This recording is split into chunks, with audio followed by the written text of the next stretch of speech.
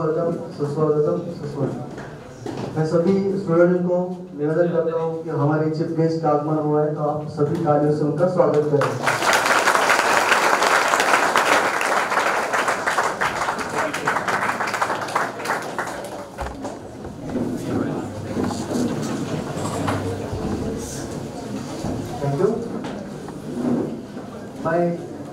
पुरुषोत्तम Gangurde NCC unit एनो SVD college principal और हमारे college के एनसीसी यूनिट की ओर से आज के हमारे कारगिल विजय दिवस प्रोग्राम के चीफ गेस्ट प्रमुख अतिथि brigadier Ajit Kapoor sir, retired commandant of artillery centre Devlali camp, इनका तहे दिल से स्वागत करता हूँ।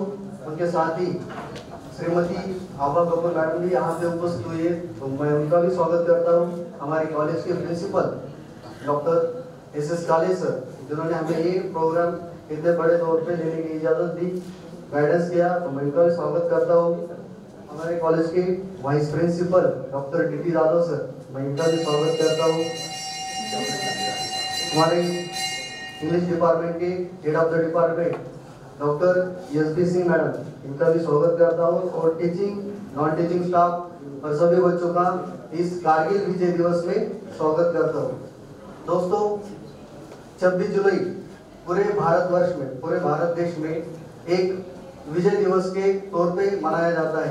ये कारगिल विजय दिवस कब से शुरू हुआ, क्यों शुरू हुआ, इसके पीछे इतिहास क्या है, ये सारी जानकारी आज हम इस प्रोग्राम के माध्यम से लेंगे। इसके लिए हमने हमारे जो चीफ गेस्ट थे वो बहुत ही बड़ी हस्ती है, जो पूरे एशिया में लार्जेस्ट ट्रेनिंग सेंटर माना जाता है, इनके कमांडेंट रह चुके हैं, तो मैं उनका फिर से एक बार स्वागत करता हूँ।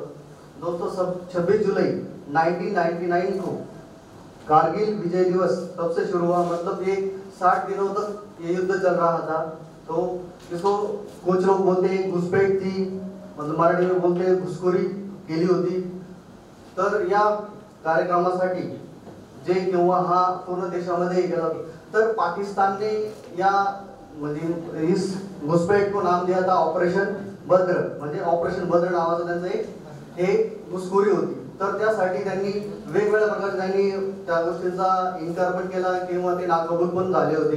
तर अशा सर्व गोष्टींचा 60 दिवस चाललेला, तब्बल 60 दिवस चाललेल्या युद्धाचं आपल्याकडे हे दोन देशांमध्ये म्हणजे पाकिस्तान आणि जरी पाकिस्तान त्याच्यामध्ये प्रत्यक्ष सहभागी नव्हता तरी सुद्धा त्याच्यामध्ये त्यांनी त्यांचा हात होता असं आपण मानत होतो आणि नंतर ते सिद्ध झालं। तर तेव्हापासून 60व्या दिवशी म्हणजे 26 जुलै 1999 आपण तो विजय मिळवला आणि त्या याच्यावरती आपण तो दिवस साजरा केला जातो। नंतर याच्यामध्ये किती जवानांनी शहीद किंवा त्यांना अमरत्व प्राप्त झालं, तर यासाठी म्हणजे त्यांच्या स्मरणार्थ सुद्धा आपण हा दिवस पूर्ण भारतात साजरा करतो।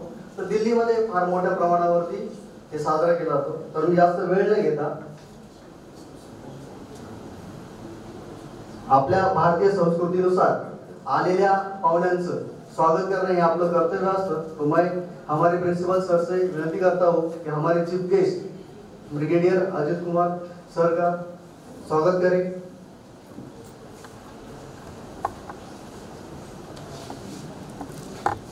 Professor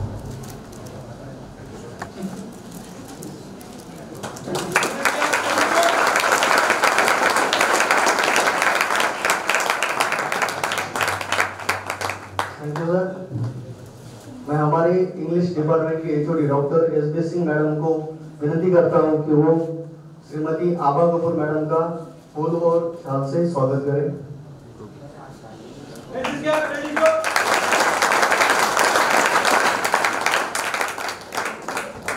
thank you madam. अभी मैं सिंह मैडम को विनती करता हूं कि हमारे चीफ गेस्ट उनका परिचय करें।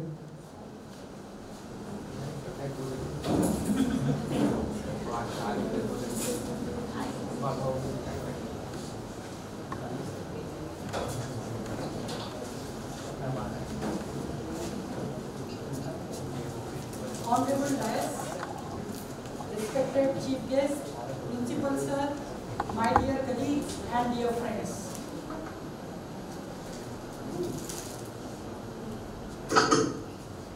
It's my indeed great pleasure, proud privilege to introduce today's guest of honor, Brigadier Ajit Kapoor. ये जो शब्द है ब्रिगेडियर सुनते ही हम सबके रोंगटे खड़े हो जाते हैं, बिकॉज यहाँ पे हॉल में जितने भी यंगस्टर्स यंग स्टूडेंट बैठे हैं वो सब चाहते हैं कि हम आर्मी ज्वाइन करें, देश की सेवा करें. So the great personality who is there in front of us, Brigadier Ajit Kapoor, he was commissioned in Indian Army in 1986 in Corps of Artillery. He served from Run of Kutch to Assam and Nagaland to Kargil. He served missile unit. He was brigadier in gun of artillery. He was commandant of this Nasik Road Center, and not only he is a great soldier, he is a very good human being who inspires youngsters to join Indian Army to serve our country. He was there for 3 years in this center, and students or youngsters like you, they took great motivation from him to join army. And while serving Indian Army, he was there in Kargil war. जब Kargil war हुआ, because I also come from army background, I cannot forget that day. It was evening time and we were shifting from my temporary house to new house, and nearly 10 सिपाही were there at my place, and I got a call कि जितने भी बंदे घर में काम कर रहे हैं उन्हें वापस भेज दो. मेरा आधा सामान एक घर में था, दूसरा सामान दूसरे घर में था, मुझे कुछ नहीं पता था हुआ क्या है. उसके बाद नेक्स्ट कॉल आया कि हस्बैंड का बेडिंग पैक कर दीजिए. तो फौजी का बेडिंग हमेशा तैयार ही रहता है, बट आई वॉज क्लूलेस क्योंकि मेरी बेटी 6 महीने की थी और मेरा बेटा जो अभी आर्मी ऑफिसर है वो 1 साल का था, 1.5 साल का था, और मुझे ये नहीं समझ में आ रहा था कि इन दोनों के साथ मैं बेडिंग पैक कैसे करूं. रात को 10 बजे मेरे हस्बैंड आए और बोले अभी तक सामान पैक नहीं किया है. He got angry, बेडिंग उठाया और बोले फौजी की बीवी ऐसे भेजेगी मुझे, कम से कम टीका करके भेजो. और उसके बाद 4 मंथ्स तक we all wives were clueless कि हमारे हस्बैंड कहाँ पे हैं. So with Brigadier Ajit Kapoor, you can see another pillar of strength, Mrs. Aba Kapoor, who has given him strength to fight for the country, whereas she was holding the home front. जब ये लोग border पे होते हैं तो हम घर संभालते हैं, और उसी युद्ध की बैकग्राउंड आपको समझाने के लिए, बताने के लिए, आपका वो जज्बा जागरूक करने के लिए we have invited Brigadier Ajit Kapoor. I'll request Brigadier Kapoor to give you some insight about this whole thing which we keep on listening, because आप लोग शायद उस टाइम पैदा भी नहीं हुए थे 99 में. But before that, I'll request our principal sir to give some brief about this college. Thank you, sir.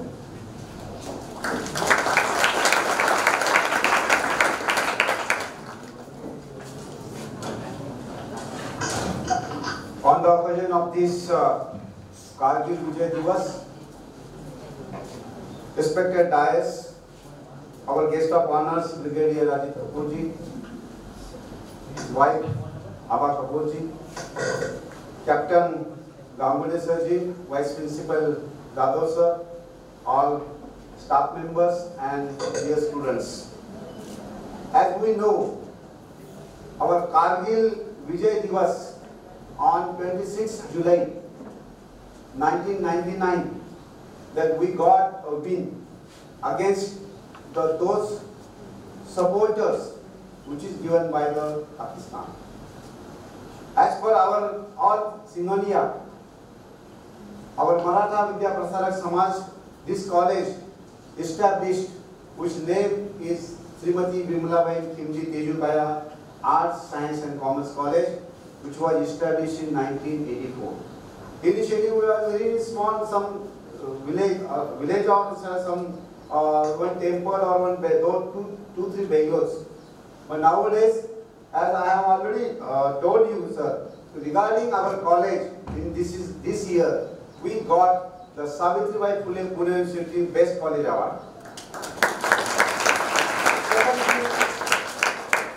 pandemic situation, every world was infected, and according to that, our staff members prepared all that lectures, near about 600 lectures in our LMS studio, and they circulate to our students, and that's why also we got the Savitribai Phule award, which is the best e-content creator college. Second thing, our college is motivated not only by this College Institute, which is the Bahujan Hitai, Bahujan Sugha, is the motto of our mother institute, and regarding to that is the masses, which is this college is near about not only the urban area, this is also related to the this rural area. The three tahsil regarding Igatpuri, Simnar and Nasik Gramin, those students are coming to this college, and most of the 60% girls are here, and all this college is perfectly digitalized. Most of the classes are smart classes, and our staff members also given the very much idea, whether that is the PhD or fully automotive and fully educated staffs we have, that we are running through that our mother institute. Mother institute was also established in 1914. That is near about 109 years old this institute was, and now this institute was started initially only with the 5 students, and now this is more than 2 lakh students, 10,000 life members, and that all branches near about 476. And regarding this one, I welcome this in occasion of this Kargil Vijay Din, Dr. Brigadier Kapoor Saab and with his family. I again congratulate to you, welcome here, and you inspire our students what things were going on at the time of Kargil. That I again welcome to all people. Thank you, thank you, thank you very much.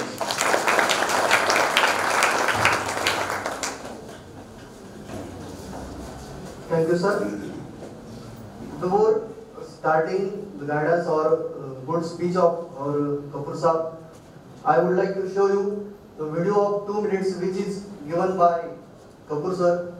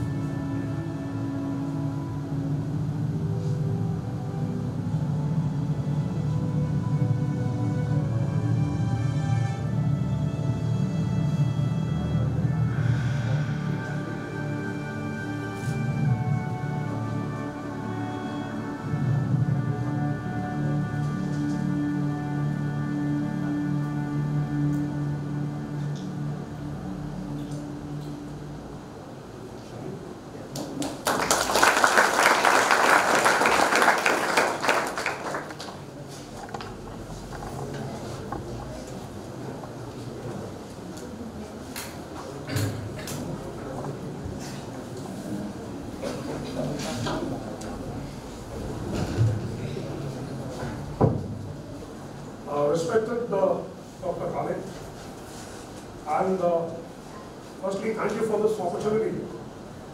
मुझे गर्व की बात है कि मुझे मौका मिला है कि मैं आपके सामने आज समक्ष हूँ, और इस दिन को खास करके क्योंकि ये जो आपने पीछे देखा है, अभी भी मैं देखता हूँ, मेरे अंदर से एक जज्बा आता है अलग से। Thank you so much for giving me this opportunity, और मुझे बहुत खुशी है मैं आज आपके समक्ष हूँ। Doctor Singh, I am so thankful to you ma'am for the kind words आपने जो बोले, जितना डिजर्व करते हैं मुझे पता नहीं, but thank you so much. And to the students and the faculty of SPTT college, it is a pleasure to see young faces today shining bright with the hope of what the future is there. आपका उम्र भी है कि उस dream को याद रखो और उसको आप कायम करोगे, क्योंकि आप ही अगला जनरेशन है जो देश को बनाएंगे। छोटा इंट्रोडक्शन, तो ज़्यादा बातचीत नहीं करता हूँ, मेरे को अनफॉर्चुनेटली आदत नहीं है। कारगिल 1999 एक ऐसा शब्द है कि जैसे सबने बोला भी था कि 99 में अगर स्टूडेंट्स को मैं देखूँ तो मुझे लगता नहीं कि आप में से कोई उस टाइम पैदा होंगे। 24 इयर्स। पर मैं एक चीज याद दिला दूं कि जो यंगेस्ट सोल्जर था उसको परमवीर चक्र मिला। योगेंद्र सिंह यादव was 19 years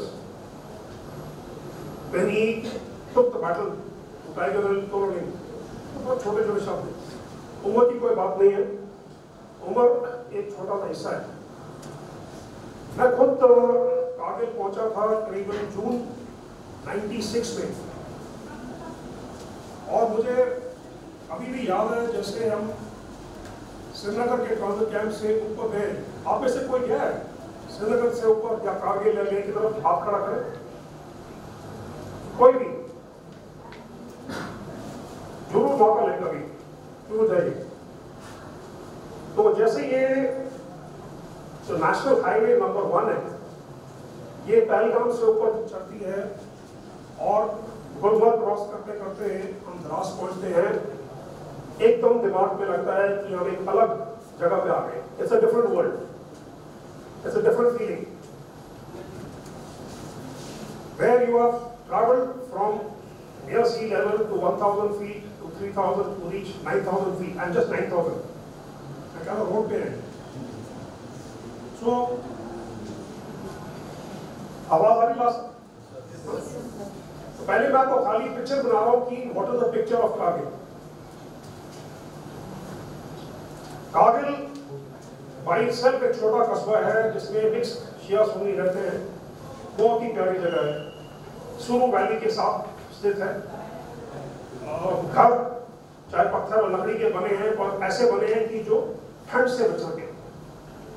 सबसे बड़ा दुश्मन उस टाइम ठंड होता, क्योंकि सबसे गर्म सीजन में भी कारगिल में आप शाम को निकलेंगे तो बिना वुलन्स के नहीं निकल सकते, क्योंकि टेम्परेचर ड्रॉप करता है समर्स में भी अप टू 0 डिग्री। विंटर्स में ये टेम्परेचर ड्रॉप करता है एनीथिंग फ्रॉम -30 to -40। -30 अपना नॉर्मल फ्रिज का तापमान कितना होता है?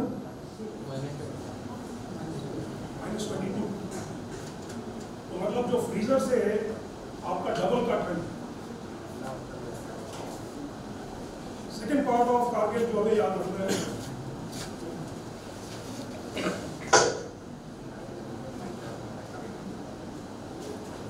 दूसरी बात है कि वहां का टेरेन मतलब यहाँ टीचिंग ज्योग्राफी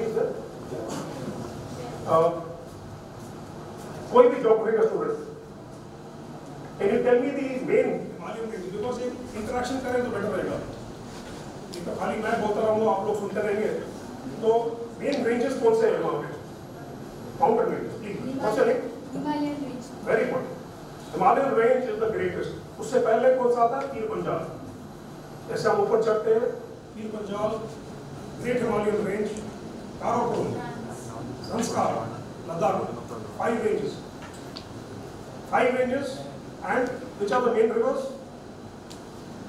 इंडस को छोड़ के चेनाब नीचे चला गया, कश्मीर में चला गया। बट यहाँ पे आपके शोक शुरू, आपका संस्कार और इंडस रिवर सब मिलते हैं रास। मैं ये क्यों बात कर रहा हूँ, क्योंकि इन सब के साथ जुड़ा हुआ है पूरा कारगिल का हाईवे। जहाँ आपके माउंटेन रेंजेस एक एरिया को काटते हैं, वैसे ही नदियाँ, उनकी जो भाव है वो सबसे लो लेवल पे होता है। तो जो नॉर्मल हाईवे है, एक ही हाईवे है जिसका नाम है नेशनल हाईवे 1, वो चलता है द्रास रिवर के साथ साथ, फिर आगे बढ़ के सुरू रिवर के ऊपर जाके, और माउंटेन को क्रॉस करने के लिए क्या चाहिए, पासेस। तो पासेस के ऊपर होते हुए वो ले जाता है। तो ये एक हाईवे है जो श्रीनगर से लेके सियाचिन तक पूरे लॉजिस्टिक्स मतलब पूरे सप्लाईज इसी के बेसिस पे। तो ये पहले बैकग्राउंड हो गया, ज्योग्राफी होगी। पॉलिटिकल बात करते हैं। अभी ये पीरियड बड़ा टची पीरियड था, स्टार्टिंग फ्रॉम से 98 से लेके ऑनवर्ड। अगर आप देखें क्या मेजर इवेंट हुआ था 98 में, एनी मेजर इवेंट जो सबको याद होना चाहिए। मैं क्रिकेट वर्ल्ड कप की बात नहीं कर रहा हूँ उस तरीके। ऑपरेशन शक्ति हुआ, ऑपरेशन शक्ति या पोखरण 2 मई 98 में तकरीबन हुआ था, और उसके होते ही एक नया जोश चढ़ गया था हिंदुस्तान में कि हम भी एक न्यूक्लियर पावर बन गए। अटल बिहारी वाजपेयी की गवर्नमेंट आई हुई थी, पूरा डिफरेंट सिनेरियो था, सोच अलग थी। 1 महीने के बाद पाकिस्तान के भी न्यूक्लियर टेस्ट हुए, तो ऑटोमेटिकली जो दोनों कंट्रीज के बीच में जो टेंशन था वो टेंशन था। 98 ऑनवर्ड्स इन्फिल्ट्रेशन बढ़ गया, अटैक्स बढ़ गए आपके, चाहे वो कश्मीर में हो चाहे जम्मू में हो। There were so many more terrorist attacks. That is one part. Then आते हैं लाहौर अग्रीमेंट। लाहौर अग्रीमेंट जो बस अकॉर्ड बोलते हैं, जहाँ पे वाजपेयी साहब गए थे लाहौर, और वहां जाके नवाज शरीफ के साथ उन्होंने अग्रीमेंट कहा था कि इसके बाद जो हॉस्टिलिटीज है हमारे बीच में वो कम होंगी। बट ये देखो दगाबाज, ये मार्च में अग्रीमेंट हुआ है, और मार्च में पहले ही इनका जो घुसपैठ का तरीका था वो शुरू हो गया। घुसपैठ 99 में नहीं हुए।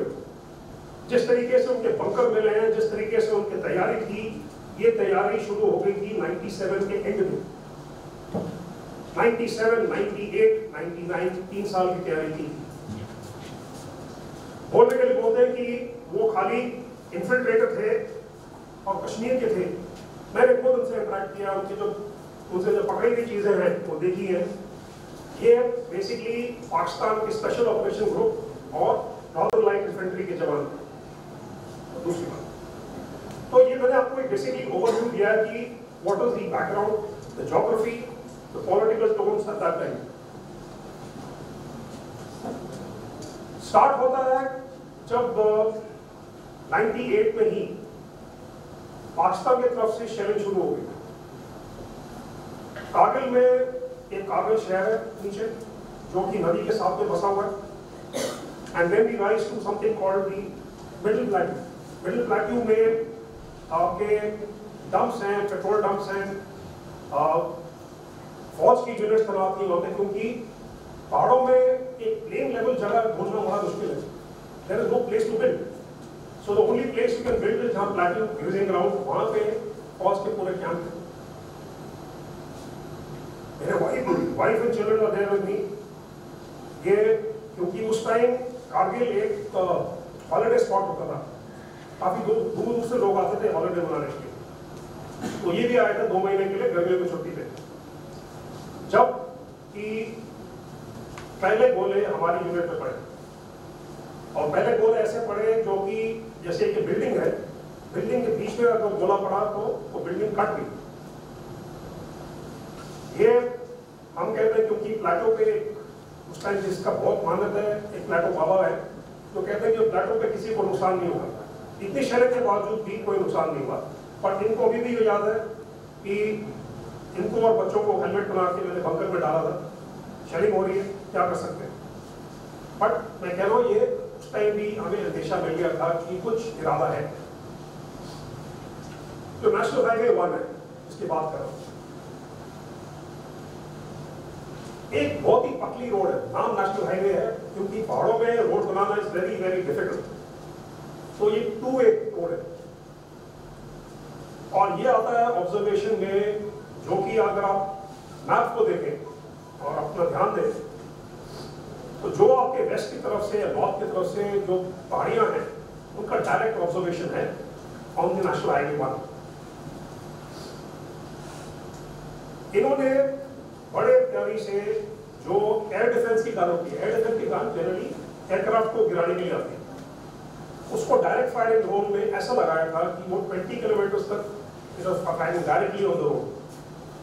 जहां वहां से कोई कॉन्वॉय आए, ट्रांसपोर्ट आए जिसमें सप्लाई आ रहा है, वो एक एक करके उन ट्रक्स को टारगेट करते हैं। बड़ी कहानी है इसके लिए, क्योंकि एक बार वो हाईवे ब्लॉक हो जाए तो कंप्लीट सीएचएन का सप्लाई वो एयरलिफ्ट करना पड़ेगा, which is not possible. So I am building up to the story. अभी शुरुआत होती है मई 1999।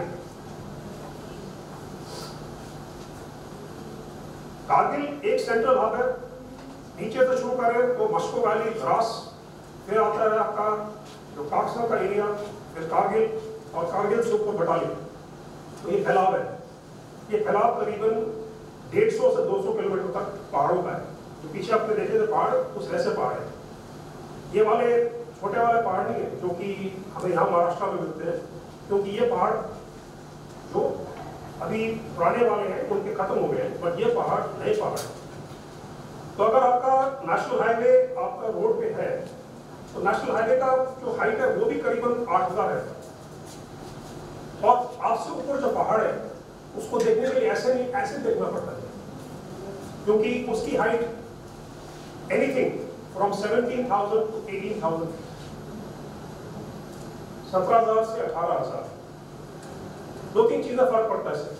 मोमेंट आप ऐसी एरिया में जाते हैं, एक तो पूरे बॉडी पे इफेक्ट पड़ता है,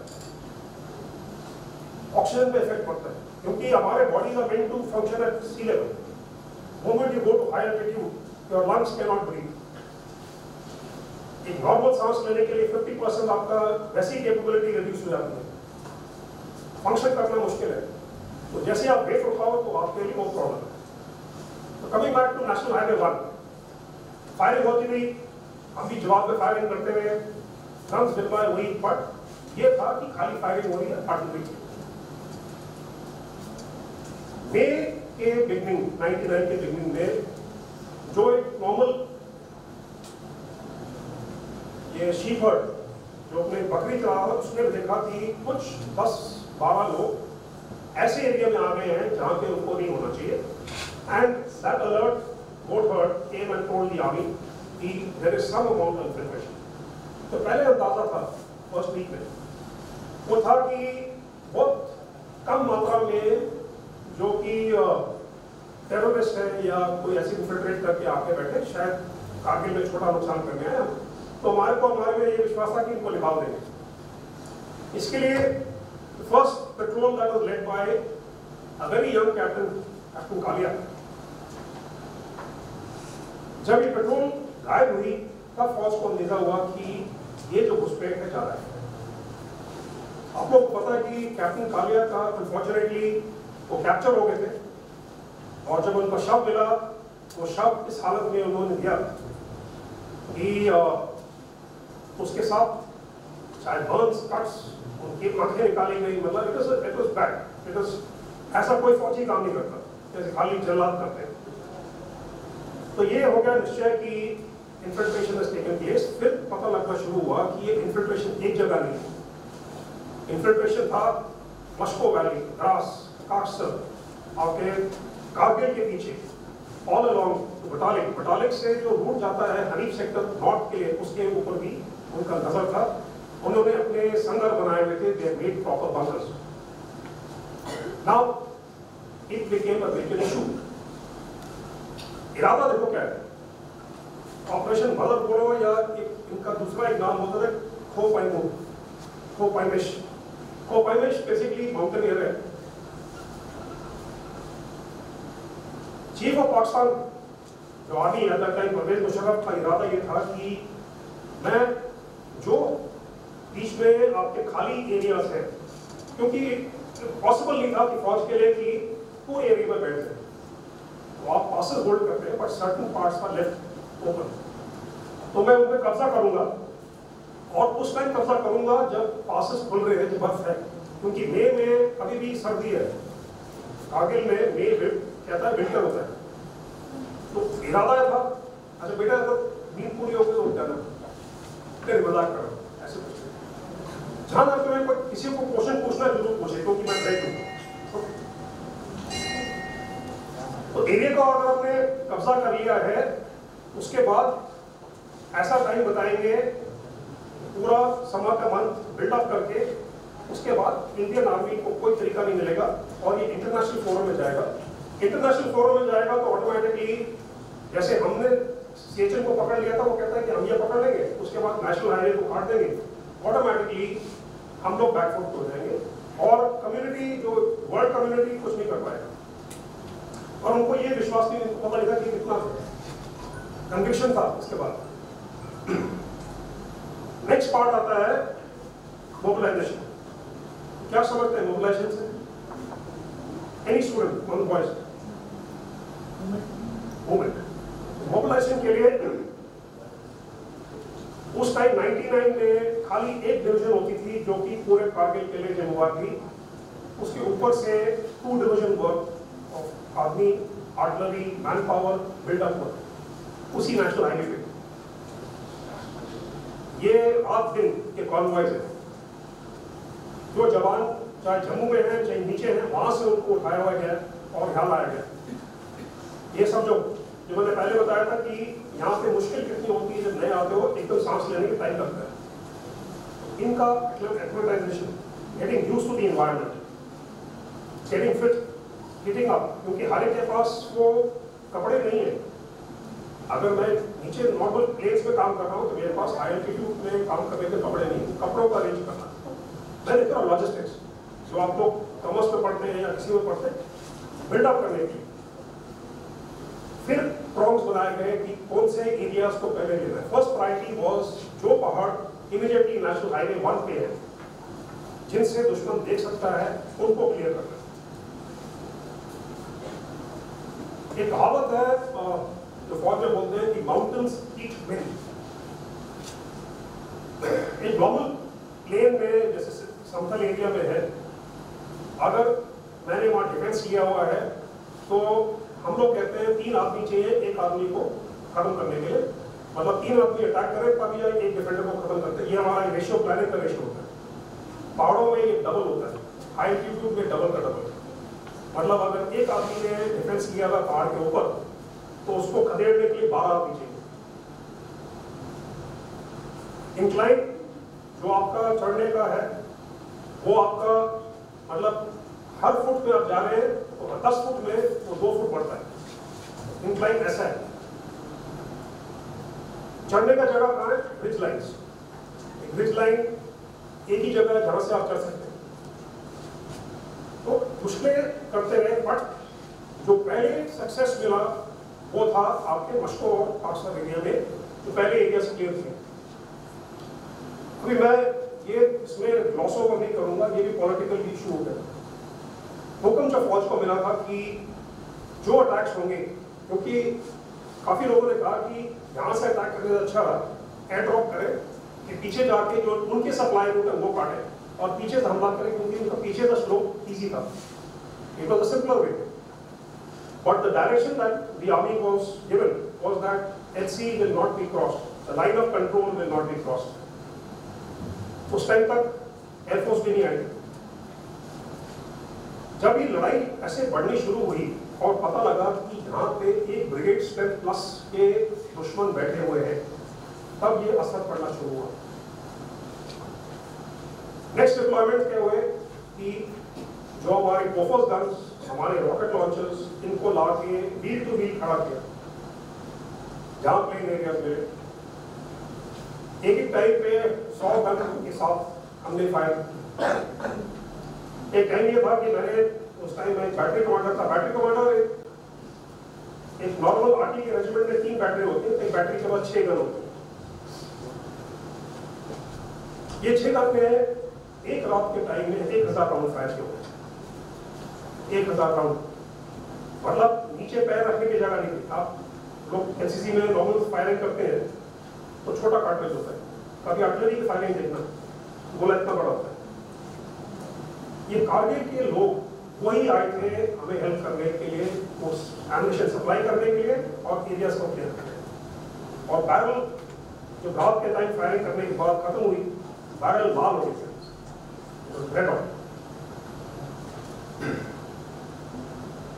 आगे की बात करूं तो ऐसा सैक्रिफाइस, ऐसी बड़ी courage, there is no other place where हमने अपने तिरंगे के लिए, देश के लिए और रेजिमेंट की इज्जत के लिए these young officers, young soldiers, आप देखो जितना लिस्ट है, 4 परमवीर चक्र, 8 महावीर चक्र, 50 वीर चक्र, और किसी की उम्र 26 से 27 से ज्यादा नहीं। It was these young boys and the young soldiers who managed to take Kargil. ये मुश्किल आसान नहीं है यहाँ बैठ के हमें उसको महसूस करना। सब जीरो टेम्परेचर, ऐसा टेरेन कि आपको अपने आप 20 kg 30 kg का वेट अपने पीठ पे है, ऊपर से फायरिंग आ रही है, गोले पड़ रहे हैं, और जहां की परवाह करते हुए एक एक बंकर इन लोगों ने क्लियर किया। कौन सी मूवी बनी है इसमें? हीरो ऑफ कारगिल के। सो ये इतना इवोकेटिव ऑपरेशन है, ऐसा चीज है जो कि हर हिंदुस्तानी महसूस करता है कि ये मूवी भी वो दिखाती है कि जो कैप्टन विक्रम बत्रा ने कर पाया था जमीन पे असली। ये तो दूसरी बात है कि मूवी में वो कट बोलने का टाइम होता है, ब्रेक ले लेते हैं, कि एक्चुअल लाइफ था। There is no cut, there is no retake. It is that one period. तो वही बोल के गया कि दिल मांगे मोर, मैं कह रहा जज्बा दे। ये जज्बा कैसे आता है? ये जज्बा आप लोगों से ही आता है। ये जज्बा जिसके पास हम जैसे लोग जो गृह गृहस्थी वाले हो गए हैं, हमारा जज्बा भी घर को, फैमिली को देखने होता है। ये जज्बा वहां से आता है जो कि जहां खून गर्म। ये 4 मेधावी चक्र एक से बढ़कर एक, जो गाथा है कि इनको मैं क्या सुनाऊं, whether it's Grenadiers का, whether it's 13 Javelin, whether it's 111 GR, each unit, her unit में अपना जवानों को, लड़कों की जो की खून की बलिदान has been given on the soil of Kargil. I was part of only one operation where we took on artillery battery at Auking Thang. मैं एरिया में था जिसका नाम बटालिक है। अभी गूगल करना, बटालिक बहुत सुंदर जगह है। बटालिक एक वो जगह है जहाँ के लोग तरसते हैं जाने की, और एक पोस्ट का नाम था डेवल्स आई। डेवल्स आई क्योंकि एक तिकोनी पोस्ट थी जिसके तीनों तरफ पाकिस्तान है, और इसकी जो मुंह है वो जाता था बोल्टिंग फार्म तरफ। वहां से हमने फायर डायरेक्ट किया, पर खुद देखा कि अगर आप एक बंकर में बैठे हैं और दुश्मन के गोले आपसे पहला वाला जो आया करीबन 200 मीटर नीचे गिरा, तो दूसरा वाला 100 मीटर नीचे गिरा, फिर 50 मीटर, और आप बंकर से आप नहीं हिल सकते, तो आपका खाली विश्वास है ऊपर वाले पे कि यार गोला जो आया अगला वाला पीछे आया, मेरे को ना आया। बेसिकली एक तरीका।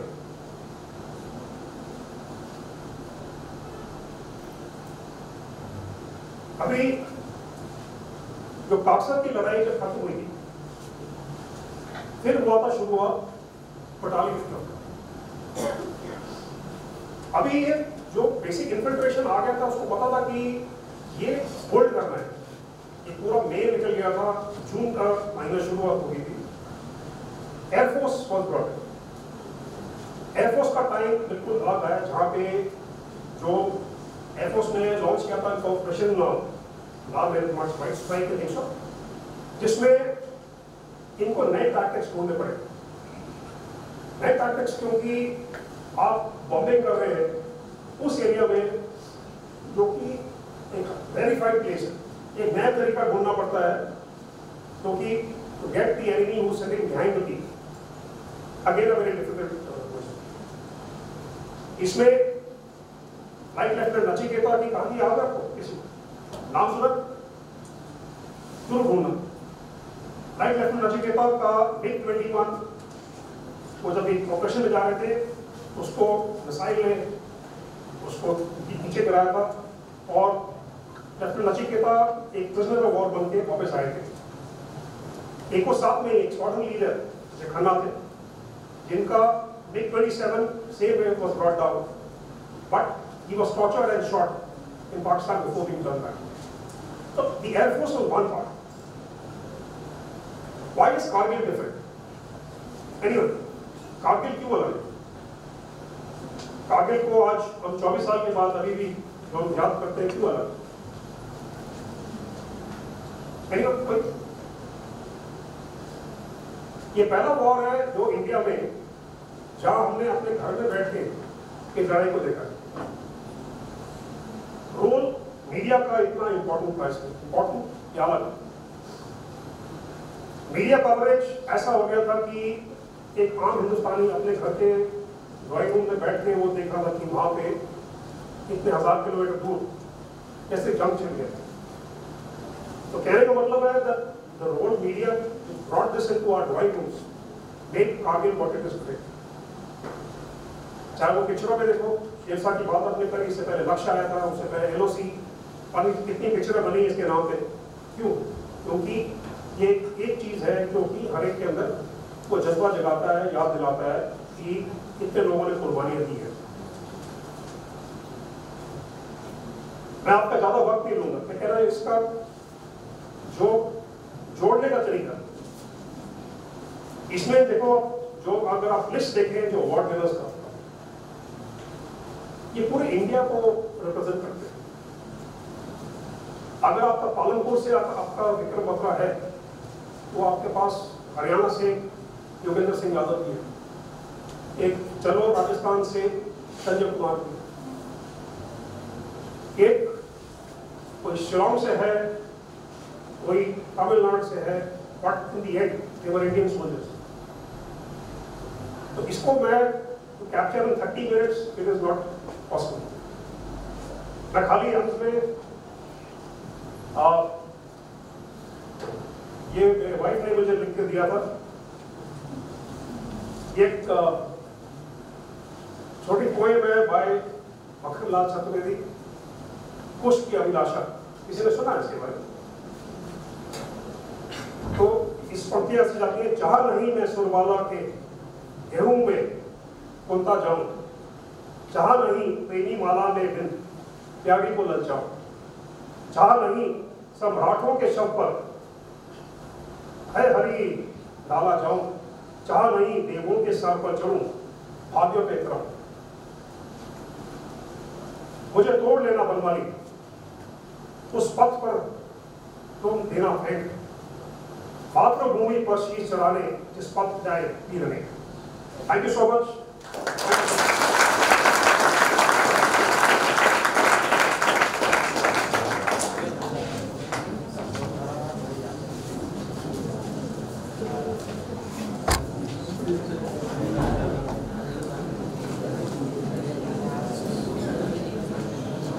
Thank you sir.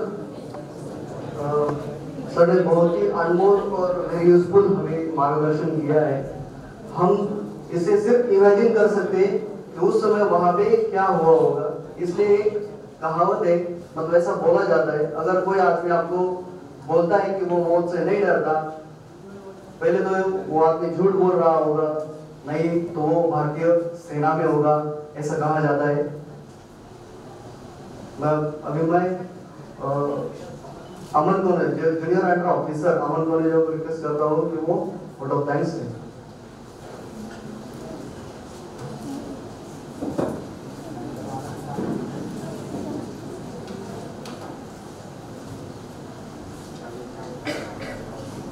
Jai Hind sir, Jai Hind all cadets and students.